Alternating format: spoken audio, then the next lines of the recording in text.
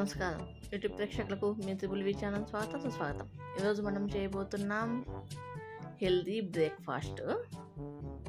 అదే గైస్ రాగి దోశలు, రాగులతో దోశలు మనం చేయబోతున్నాం. దీంతో పాటు 2 రకాల చట్నీలు కూడా చూపించబోతున్నాను. ఈ వీడియోని ఎక్కడ స్కిప్ చేయకుండా లాస్ట్ వరకు చూడండి గైస్.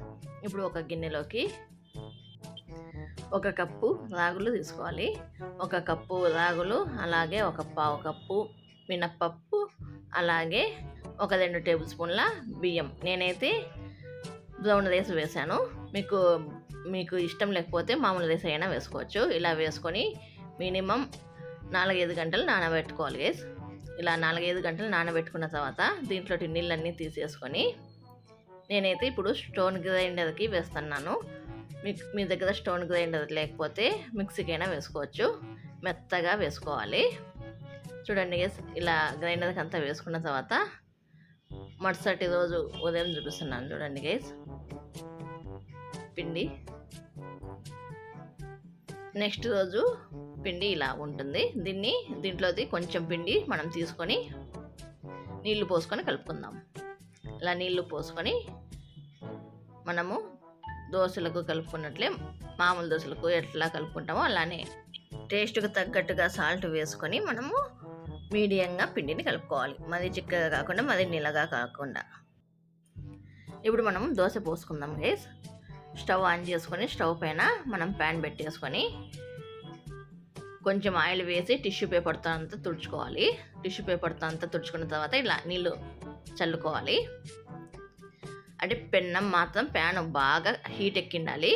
ఇప్పుడు లో ఫ్లేమ్లో పెట్టేసుకొని దోశ పోసేటప్పుడు లో ఫ్లేమ్లో పెట్టేసుకోవాలి. ఇట్లా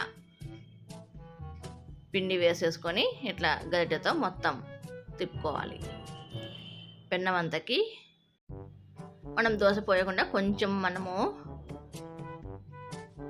తక్కువ పోసుకోవాలి గైస్. ఎందుకంటే మనకు తిప్పుకోవడానికి వీలుగా ఉంటుంది ఇలా తక్కువగా పోసుకుంటే. ఇప్పుడు దీనిపైన ఇట్లా ఆయిల్ చుట్టూ అంతా ఆయిల్ వేసుకోవాలి. ఇలా వేసుకున్న తర్వాత ఇప్పుడు మనము హై ఫ్లేమ్లో దీన్ని కాల్చుకోవాలి. ఇది ఈ వైపు కాలిన తర్వాత ఇంకొక వైపుకు తిప్పేసుకోవాలి. 2 వైపులా తిప్పుకొని మనము కాల్చుకోవాలి దీన్ని బాగా.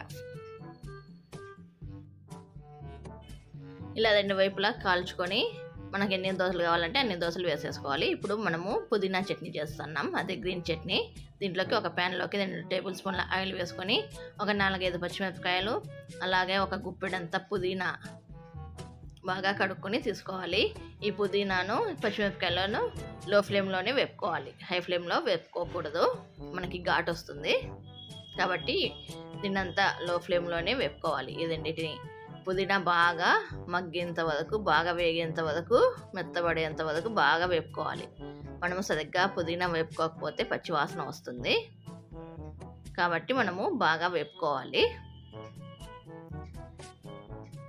ఈ 2 బాగా వేగిన తర్వాత చూడండి గైస్, ఇట్లా మెత్తగా కావాలి మనకు. ఇట్లా మెత్తబడిన తర్వాత మనం స్టవ్ ఆఫ్ చేసుకొని దీనిలో చల్లార్చుకోవాలి. ఈ పుదీనా పచ్చిమిరపకాయలు చల్లారిన తర్వాత దీంట్లోకి నేనైతే ఎండు కొబ్బరి తీసుకుంటున్నాను. మీ దగ్గర ఎండు కొబ్బరి అయినా మీకు ఇష్టం ఉంటే పచ్చి కొబ్బరి కూడా తీసుకోవచ్చు. అలాగే కొన్ని పుట్నాల పప్పులు, అలాగే 5-6 తెల్లగడ్డలు, అలాగే టేస్ట్కి తగ్గట్టుగా సాల్ట్, ఇవన్నీ వేసుకొని దీంట్లోకి కొంచెం జీలకర్ర, 1 టీ స్పూన్ జీలకర్ర, అలాగే కొంచెం, అలాగే 1 చిన్న ఉసిరికాయ అంత సైజు చింతపండు నానబెట్టుకొని వేసుకోవాలి. నేను నానబెట్టుకున్నది వేసుకున్నాను. అలాగే దీంట్లోకి తగినన్ని నీళ్లు పోసుకొని మెత్తటి పేస్ట్ చేసుకోవాలి. బాగా మెత్తగా వేసుకోవాలి మిక్సీకి. ఇలా మిక్సీకి వేసుకున్న తర్వాత ఒక గిన్నెలోకి మనం దీన్ని తీసుకుందాం. దీనికి ఇప్పుడు మనము పోపు పెట్టుకోవాలి.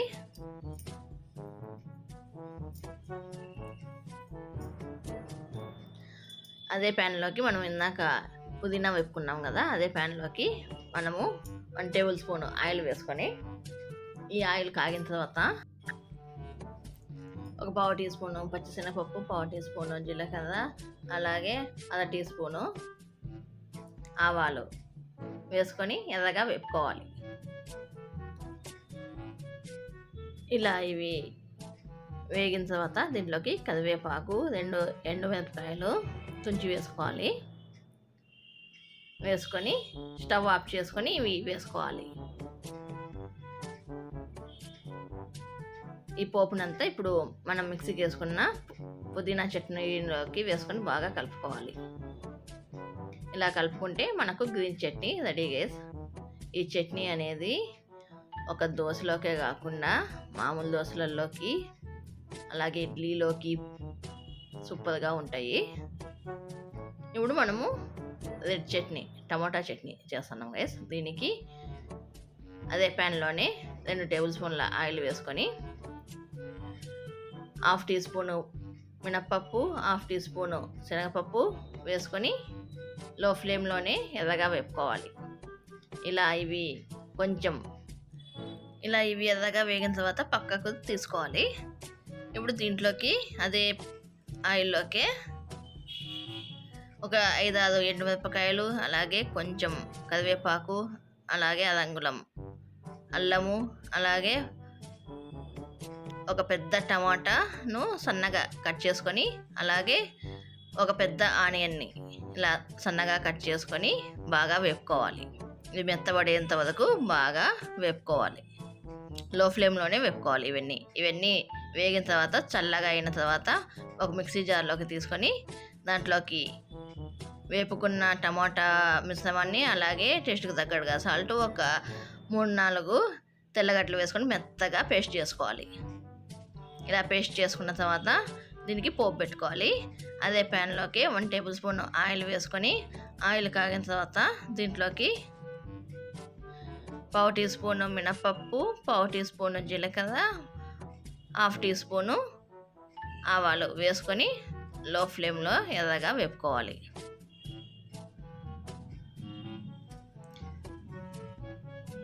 ఇలా వేగిన తర్వాత దీంట్లోకి కరివేపాకు వేసుకొని వేపుకోవాలి. ఇప్పుడు మనం స్టవ్ ఆఫ్ చేసుకొని మనం మిక్సీకి వేసుకున్నామే ఈ టమాటా మిశ్రమాన్ని, టమాటా చట్నీని, దీన్ని మనము ఇలా ఒక గిన్నెలోకి తీసుకోవాలి. ఈ టమాటా చట్నీని ఒక గిన్నెలోకి తీసుకున్న తర్వాత మనం ఇందాక పోపు పెట్టుకున్నామే దాన్ని అంతా ఈ చట్నీలోకి వేసుకొని బాగా కలుపుకోవాలి. మీకు చట్నీ గట్టిగా అనిపిస్తే నీళ్లు పోసుకొని కలుపుకోండి గైస్. నేను కూడా నీళ్లు పోసుకొని వేసుకున్నాను మిక్సీకి. ఇలా కలుపుకుంటే మన 2 రకాల చట్నీలు, మనకు రాగి దోశలు అన్నీ రెడీ గైస్. ఈ రాగి దోశలు అనేటి లంచ్ బాక్స్లో కూడా సూపర్గా ఉంటాయి గైస్. అందరూ తప్పకుండా ట్రై చేసి మీకు ఎలా కుదిరిందో కామెంట్లో తెలపండి గైస్. ఇలాంటి రాగి దోశలు తినడం వల్ల మనకు కాల్షియం కూడా చాలా బాగా అందుతుంది. ఎదిగే పిల్లలకు కానీ, కొంచెం వయసు పెద్దగా ఉన్న వాళ్ళకి కానీ కాల్షియం ఎవరికైనా అవసరమే కదా గైస్. కాబట్టి మనకి ఈ రాగి దోశలు కనీసం వారంలో 2 రోజులు తినేందుకు ట్రై చేయండి గైస్.